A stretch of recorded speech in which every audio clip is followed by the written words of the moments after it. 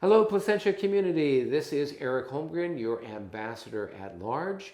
And today I am with Greg Laporte with High Roller Entertainment Rentals. Yes, sir. Good. So nice to catch up with you. It's Definitely. been a while since I've seen you. So, Greg, tell me a little bit about your business and how you got started. Yeah, so I started in 2007. We started the company was called High Roller Casino Rentals. That's all we were focusing on at that point in time. So it started with about 10 casino tables, home built all of them from scratch, and started doing events and parties. And then eventually that morphed into 150 casino tables today. I don't make them anymore. I buy them now. It's too many of them. I found a company that, especially like the craps tables, that makes them for the Vegas casinos.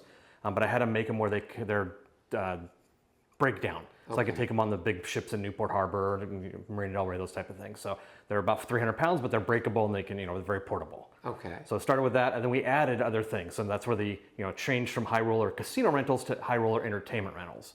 So now we added photo experiences. I have 8 different photo experiences.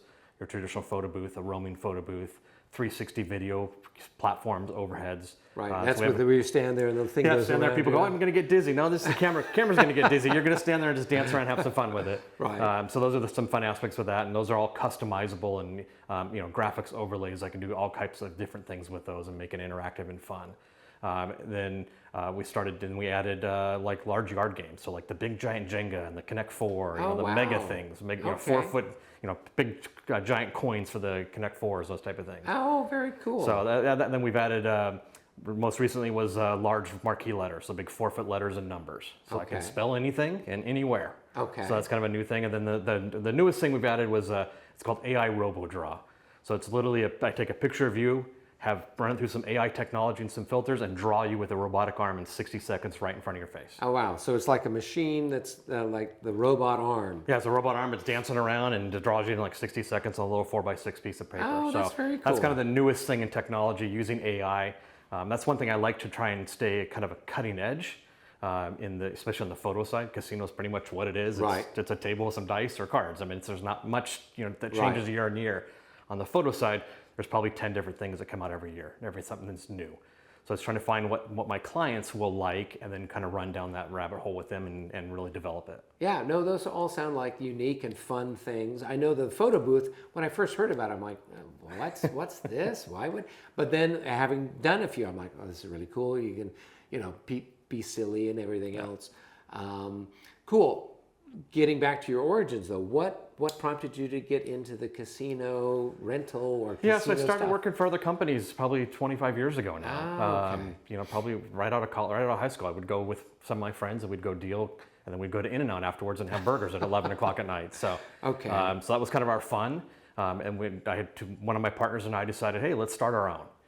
We're happy with the quality of the equipment and things. They weren't putting money back into the company, so we said let's go start a kind of a higher end and really put some money into it. Casino felts. So I'm buying felts at the same Treasure Island was buying at the time.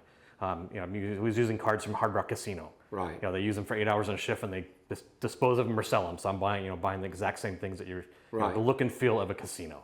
So we provide that that same authentic feel like you're in 4 hours away in Las Vegas, right? Or the Indian casinos that are around here. So that's how we kind of started with that, and then over time, started with 6 tables and now built it up to 150 now. Okay. So I'll do events for 5,000 people now. Very good. So kind of scaled that. Wow, that's a lot of people. Yeah, that's a lot of work. It's a probably 2 days of load in on something like that, and for a 4-hour event, and then it's a load out. So it's a real short time frame where the events are, but it's fun. Well, and I'm sure that provides, that's a challenge then, because are you providing the dealers, or I know you've got obviously the nuts and bolts of the table and everything else, but is it also the dealers and people like that are involved? Yeah, so for 98% of our events, we'll provide the dealers as well. So, I'm doing an event for 5,000 people, I'll probably have 120 tables out there, some, probably about 140 dealers, because the craps are 2 or 3 dealers sometimes. And then some relief people, pit bosses, etc. But yeah, we provide the dealers. So most of our events are, birthday parties, 50-person birthday party backyard. So we'll do 3 tables for that. Right. But I can, like I said, scale it from 3 to 150. But we'll do anything in between: birthdays, mitzvahs, corporate, holiday, Whatever. You're having an event, and we've done funerals, right? Maybe Right. so.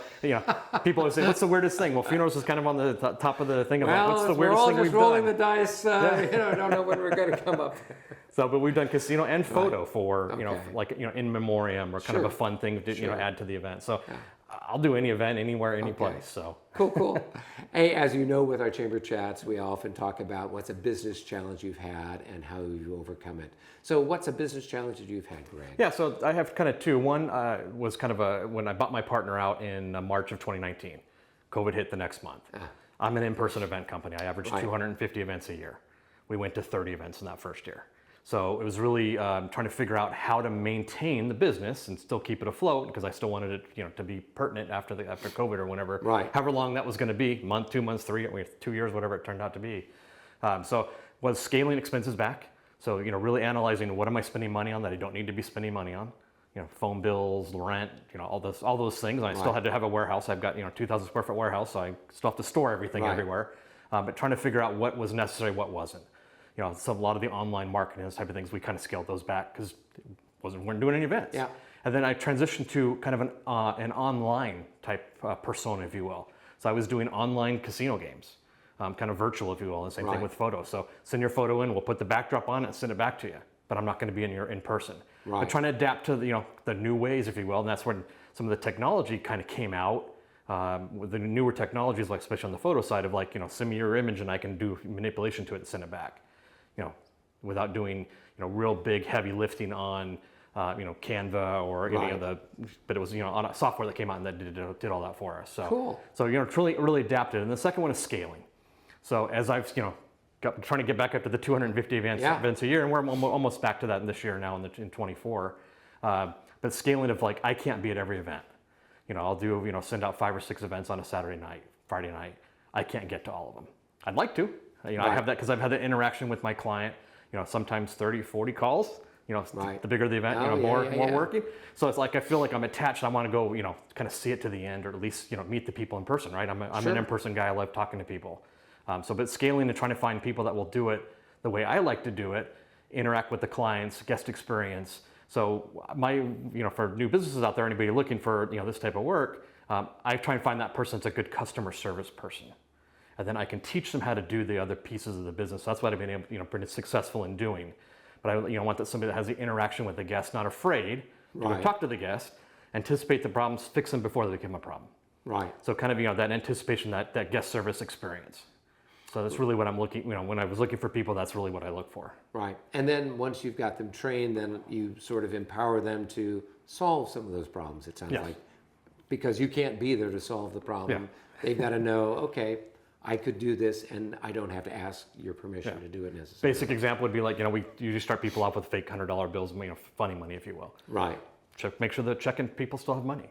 Right. If they handed it all out, they need more money. So let's anticipate. Here's another stack of money. You're good to go. Right. So it's anticipating little things like that to keep the event flowing. Okay. So because my motto is I'm going to make your event. I'm going to take the work from you. So I'm going to make it fun for you. I'm going to do all the back end work. So I'll run your event for you. Right. So because I want you to enjoy it. We've all planned events where it feels like at the end of the day, it's I'm exhausted because I felt like I worked an event. Yeah. So I just did a wedding this weekend. The groom was, they were kind of did it DIY. The groom was still doing stuff 10 minutes before he was going to get married. Oh my gosh. And I'm like, you go get your dress handle. I'll handle the vendors and stuff. Not my job, but I want to make it a good day and good event for you, so you're not stressed out and having fun with it. So I was always anticipating those problems and fixing them. Cool.